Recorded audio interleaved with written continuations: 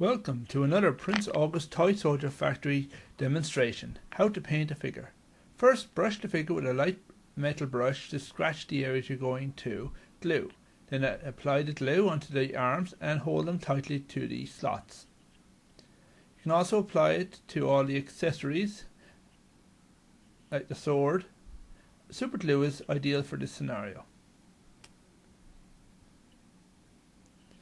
You can use some super glue for the base and carefully fit the figure's feet into it and hold it for 60 seconds.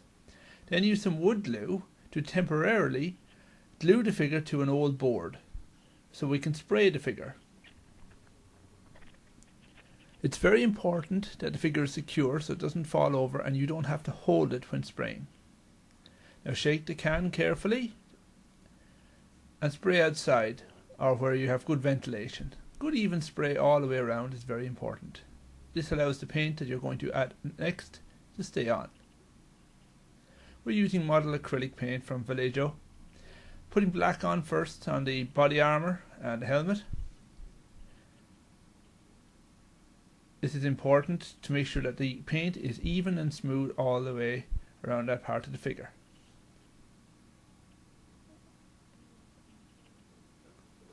Now the armor, the first layer is finished. Now we're adding chainmail using a dry brush effect by having a small amount of paint on a flat bristle brush and brushing quickly over the surface of the figure. All the raised areas will end up having a small amount of paint on it. Don't add too much, you can always apply more later. This creates a chainmail effect which is very efficient as the silver only stays on the raised areas and the black still shows through. You can also add little dots onto the raised studs on his jacket. Now for his leggings, we're using blue because he's French. Paint them all again in a nice even colour. We can add washes later. Then add green onto his sleeves. This is the jacket he'd be wearing under the chainmail to protect it from chaffing. Nice green. Again, we will add a darker green over it later. Then on for the quiver, for the bolts. This little bolt bag would be leather, so we're adding it in first. And then we're going to paint the stock of the crossbow. Now the top of the crossbow would be metal, so we're not going to paint that at the moment. Just a nice warm brown. We'll be doing a wash over it later. Make sure you get all the areas, including inside. Then the scabbard for his sword, in case he's ever attacked. Most soldiers carry some form of personal weapon that they could use in a last resort. Then his boots, nice black. Easy colour to apply. Don't need to do much more than that for his shoes. As long as the paint doesn't have lumps, you don't have to do very much more to it than that. This is a 54mm scale figure, so there's a limit to how much detail you can add in, at least as much as we're going to deal with today. Top of the crossbow we're painting black again so that we can then dry brush later onto it and have the black shine through. And the final foot.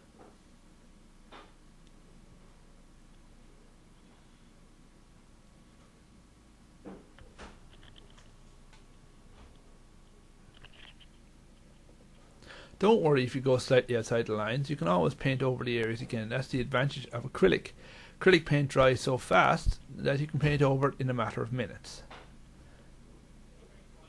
There you go, this is the first level of paint that's been applied to nearly all the areas. Now we're going to put some dry brushing again, wiping off the bulk of it and then just applying it lightly over the area on the top of the crossbow. This creates a kind of a burnished look, which is a little more interesting than if you just painted it silver all in one go.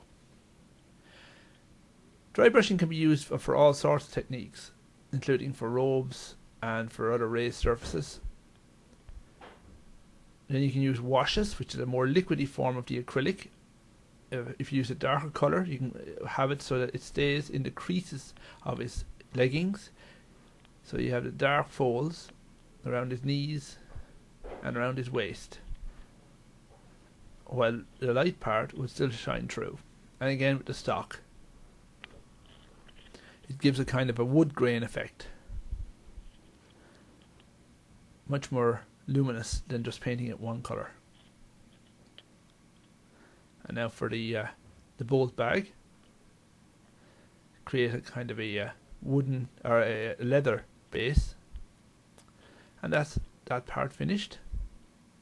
As you can see, it looks much more realistic.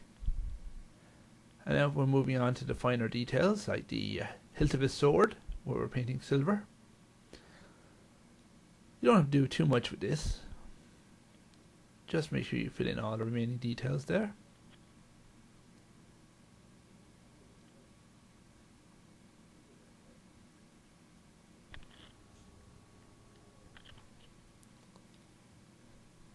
And the most awkward thing to paint is usually the face, due to the small detail you're able to apply. We use a 000 brush for the smallest parts of the face, and a basic skin tone to lock in the initial colour, of course, and then we can add additional details in once that has dried. And finally the base, a nice green, because most of these battles were kind of on a grassy surface. It also helps to do this before you do the finer details, because it does show up your colour scheme much more efficiently if you don't have any glaring white areas. You can also spray the figure a different colour as well. You don't have to spray it white. Depending on your colour scheme, grey or even black is possible. And that's the initial figure colour tones done. Now for the small details around the face, to give a little more contrast, especially around the nose and the lips, chin and forehead, and a little on the cheeks. It creates just a little more depth to the figure's face.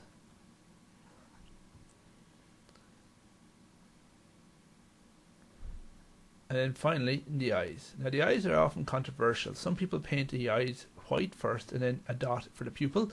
Others paint the eyes black and then 2 dots around the sides of the pupil. It's up to you. Now my camera can only zoom in so far, so I'm going to take a photograph of it, and we can see much clearer detail now.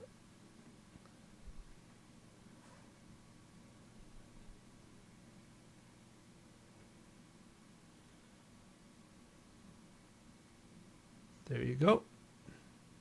And even closer still, you can see the eyes.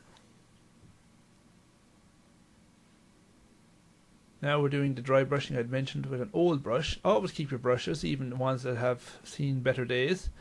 You can always use it to scrub over an area with a lighter tone.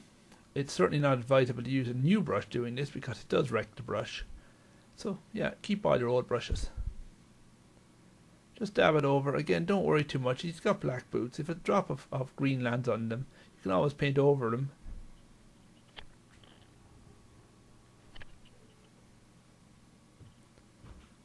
And now we're just going to trim up the edges with a darker green again, just to neaten it up.